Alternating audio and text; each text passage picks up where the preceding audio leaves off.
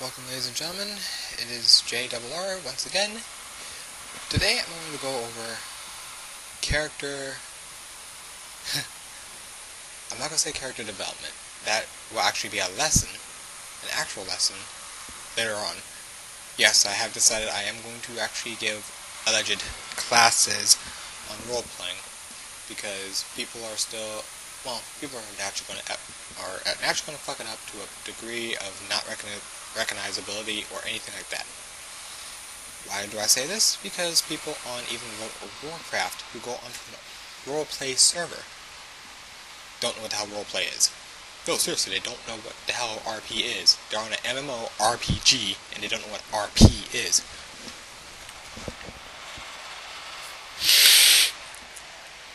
Talking to them was like trying to understand Seiko from Project Ego. It doesn't happen. You just want to... Where's the red button to just destroy the world? It's one of those type of things. What we're talking about today is character translation.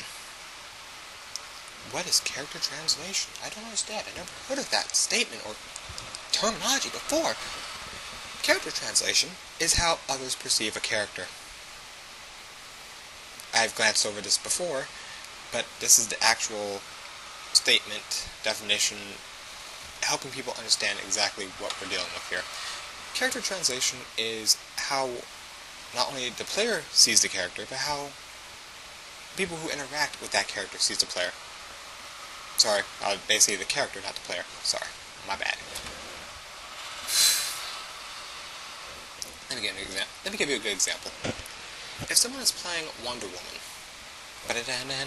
Wonder Woman, you know, the girl with the bracers that block bullets, kind of like what Eiko can do, because technically Eiko is the daughter of Wonder Woman and Superman. Wow. Anyway, translation goes like this. If you meet Wonder Woman and you friend her, and you're doing it as Facebook, I'm just doing a Facebook example, and someone tags a bunch of pictures of her kissing like every person, just kissing, or getting felt up by every character, you're looking at this version of Wonder Woman like, she's a damn slut. But another person who makes Wonder Woman, they have a bunch of pictures that are raw violence.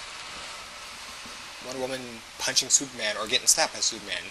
Wonder Woman coming up and beating people down, crushing people, kicking them, capturing them, beating the hell out of them, having videos of her owning half the people. They see this Wonder Woman and go, wow, this girl's really badass. Same canon character, mind you. Same canon character. Same character. But you already have two different views on that one character. This is the fallback and a drawback of most canon characters. Just translation. Most people know the girls from Dead or Alive are very submissive. They can fight, but they're meant to be submissive. Why? Because that's how it's set up. They're made to be appealing to the male audience. So they're set up more submissively in most situations.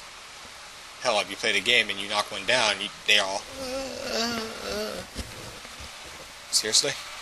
No, seriously? I mean, knock down Chun-Li, she's like, I'm going to get up, I'm going to kick your ass. But see, that's my character translation of it. That's my character translation. I understand that, yes, the girls in DOA know how to fight. But if you catch them off guard or you get them good enough, they're going to be stunned. And that's it. Game over. But again, this goes by character translation. Like I gave you the example for Wonder Woman. Gave you two examples of how you can see one character two different ways. It could be it's probably two different players playing her in two different styles. But again, you see it as two different venues. So, what does this mean? Why is character translation important? Because you gotta understand what your friends are doing, to give off the image of something else. It doesn't matter how bad it looks, but if it looks bad, it is bad. Picture if your character was the one in that predicament with some other character, and someone else is looking in, it would look bad, right? If it looks bad, it's bad. Simple as that. If you're not going to explain the situation beforehand, before anyone else can see it, then you bring it on your own peril. Simple as that. Example. With my prior example of Wonder Woman that was kissing everybody and rubbing up and getting felt on by everybody, anyone who read that wall and saw those pictures would be like, oh, so she's an easygoing Wonder Woman. She's easygoing. I could text and I could cyber that one all day long. I could do the ERP with her and then do the combat RP with the other one, and hey, no problem. Why? Because your friends set you up to look like that. You don't always want that.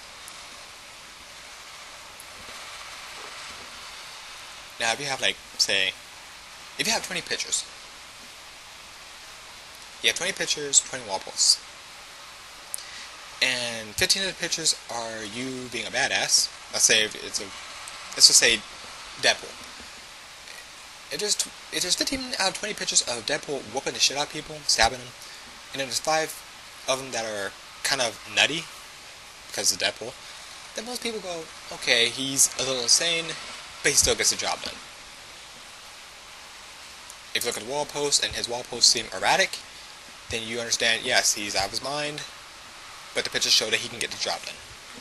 Now, out of 20 pictures, and out of 20 wall posts, if 19 of the wall posts are just raw, brutal violence, no explanation for it, no reasoning behind it, just something violent every day, and he replies to people violently, and then you look at the pictures and it's all ha-ha jokes, that's a mixed signal. You don't know how to approach this guy. Even if you know Daredevil, Deadpool. Even if you know him, you don't know how to approach this particular Deadpool because it's broken in half. The pictures show one thing, the wall posts say another. It's kind of hard to do. Laser is a very interesting example. Most of my pictures are him in a combat situation. Either he's bloody, his enemy's bloody, it's some sort of grapple, hold, pose, something. Most of them are combat oriented. A friend of mine put up one that had cookies.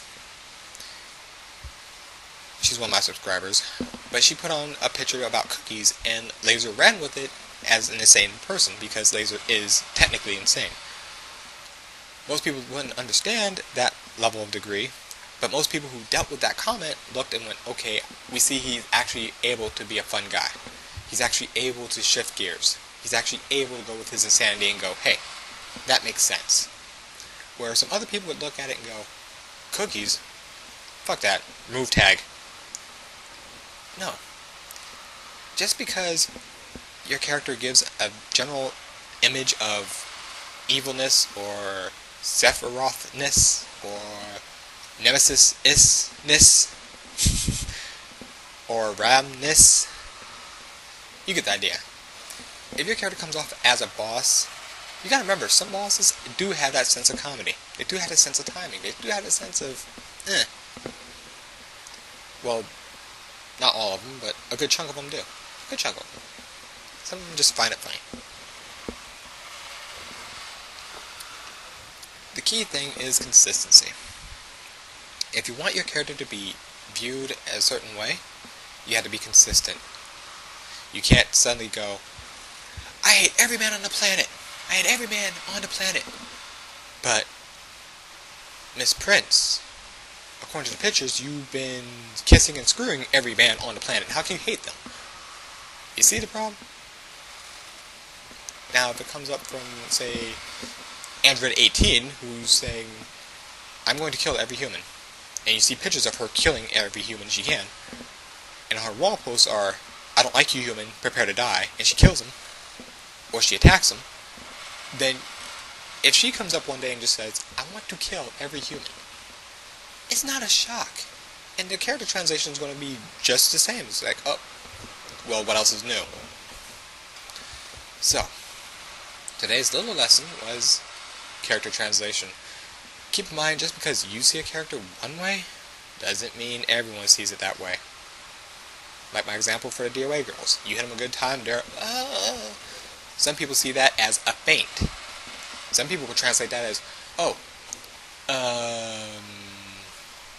yeah, Kokoro got knocked down, and she's a geisha, and but she's waiting for you to get close, so she can break your frickin' knee. And the second she hits your knee, she's up and she's whooping your ass for it.